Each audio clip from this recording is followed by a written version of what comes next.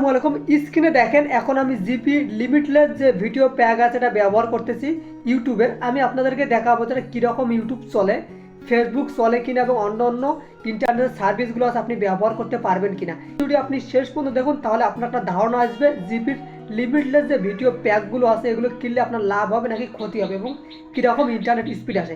ভিডিওটি শুরু করার আগে একটাই রিকোয়েস্ট, সাবস্ক্রাইব করে অনেক বেশি শেয়ার করে দেবেন যাতে সবাই জিপি যে লিমিটেড ভিডিও প্যাক আছে এটা সম্পর্কে বিস্তারিত জানতে পারে।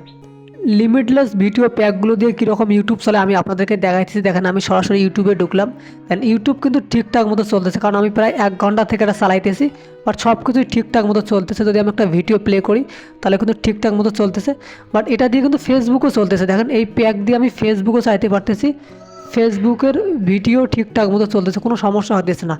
এখন ইন্টারনেট স্পিড কিন্তু অনেক ফাস্ট, আমি একটু আগে টেস্ট করে দেখলাম যে প্রায় 22 MBPS পর্যন্ত আসতেছে।